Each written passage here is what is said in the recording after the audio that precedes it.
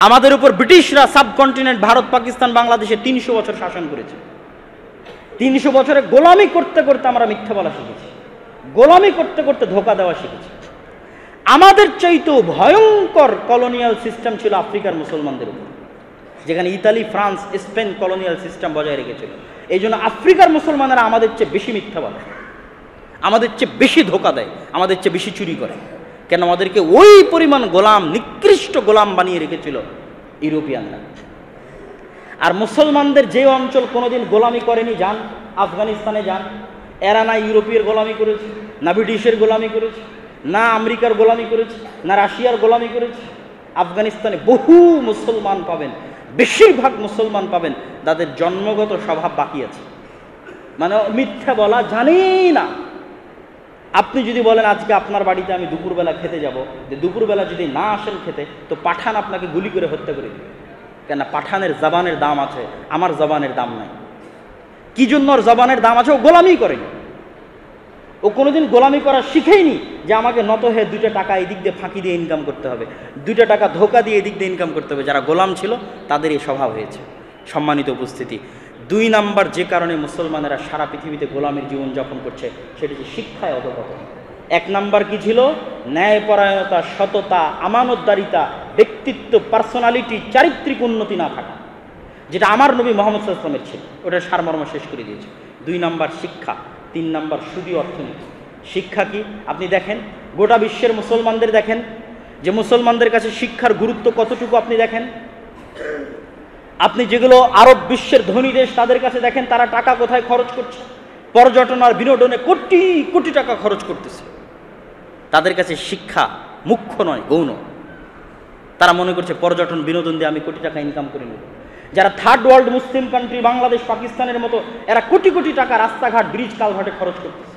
ভাই, তুমি একটা শক্তিশালী প্রতিষ্ঠান তৈরি করো, শক্তিশালী বিশ্ববিদ্যালয় তৈরি করো, শক্তিশালী গবেষণা ইনস্টিটিউট তৈরি করো, শক্তিশালী অর্থনৈতিক প্রতিষ্ঠান তৈরি করো।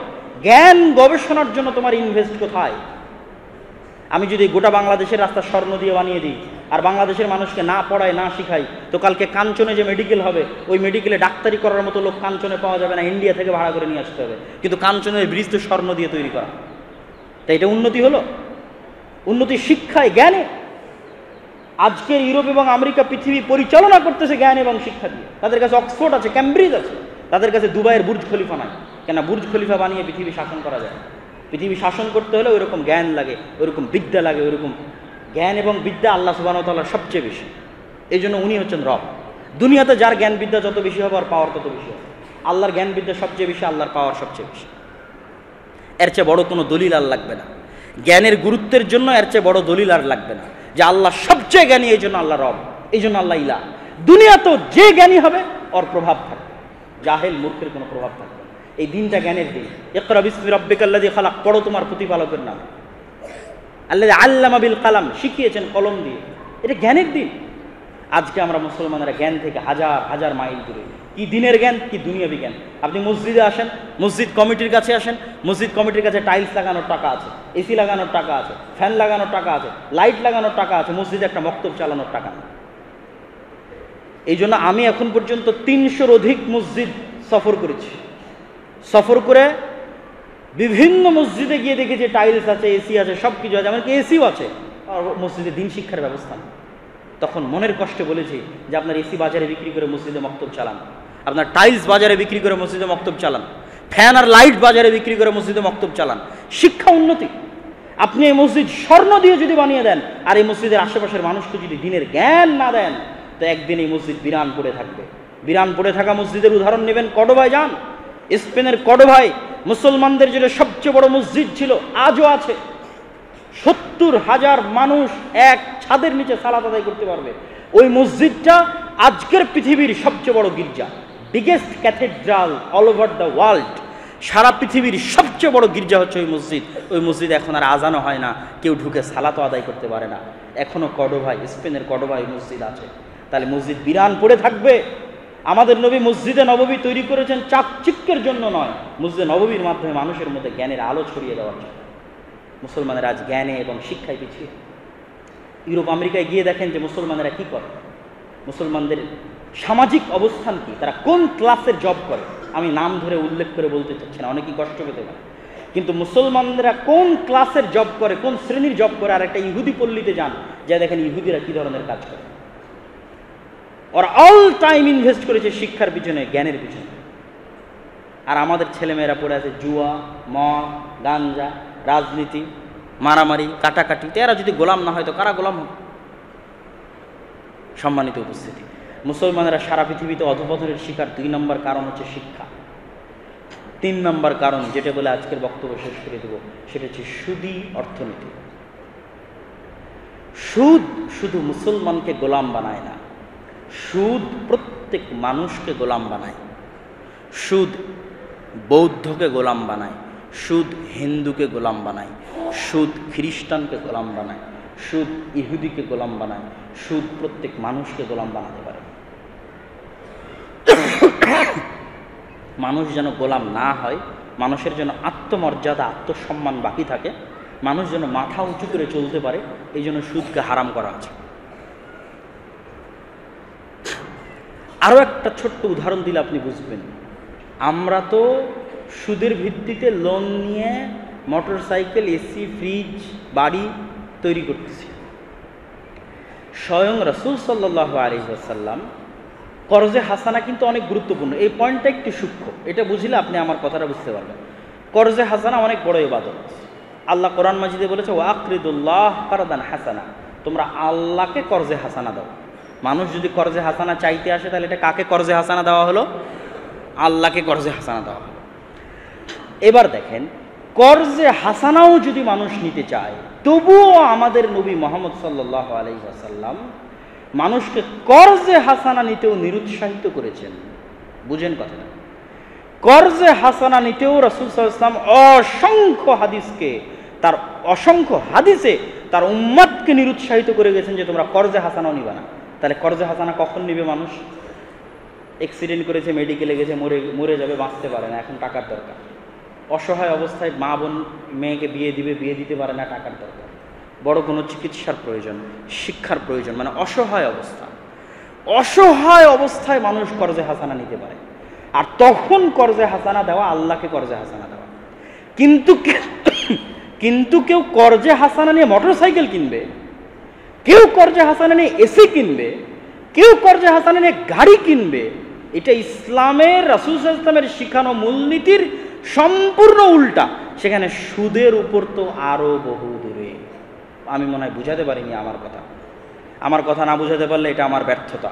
আমি ইসলামিক ফাইন্যান্স নিয়ে পড়ে যে সারমর্মটা বুঝেছি ইসলামের, সেটা হচ্ছে লোন বা ঋণ মানুষের মাথাকে নত করে দেয়। সেটা যদি কর্জে হাসানাও হয়, মানুষের আত্মমর্যাদা নষ্ট করে দেয়। এই জন্য কর্জে হাসানাও নিতে রাসূল সাল্লাল্লাহু আলাইহি ওয়াসাল্লাম নিরুৎসাহিত করেছেন।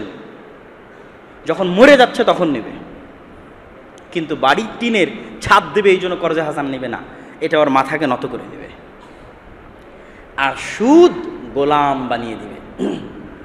সুদ শুধু মানুষকে গোলাম বানায় না, সুদ দেশকে গোলাম বানায়, সুদ রাষ্ট্রকে গোলাম বানায়।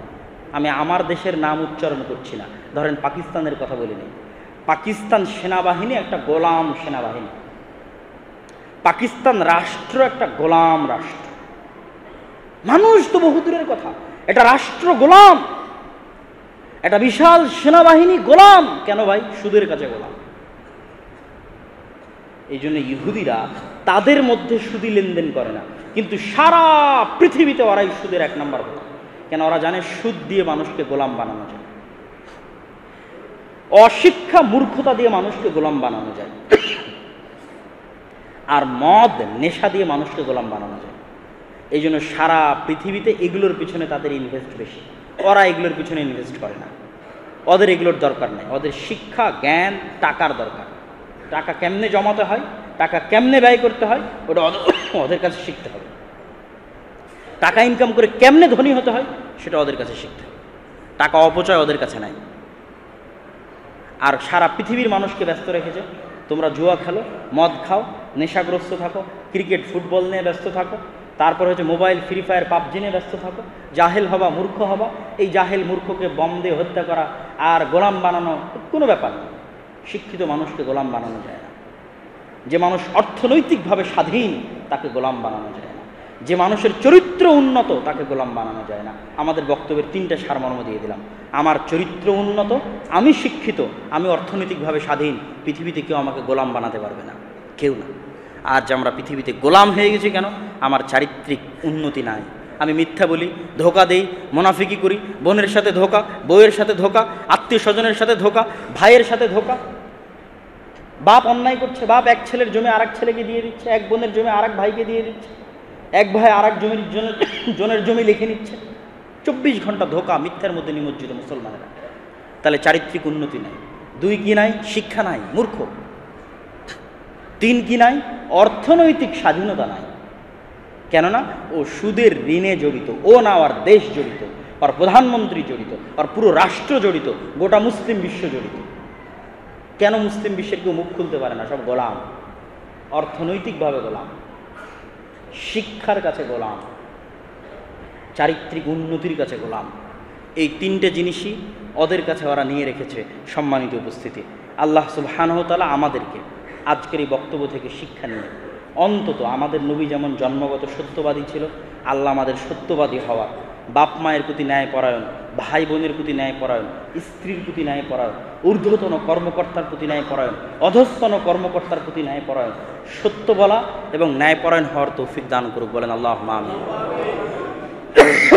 আল্লাহ সুবহানাহু ওয়া তাআলা আমাদের মসজিদগুলোতে, আমাদের শিক্ষা প্রতিষ্ঠানগুলোতে শিক্ষার পিছনে ইনভেস্ট করানোর অভ্যাস আল্লাহ আমাদের প্রদান করুক, বলেন আল্লাহুম্মা আমিন।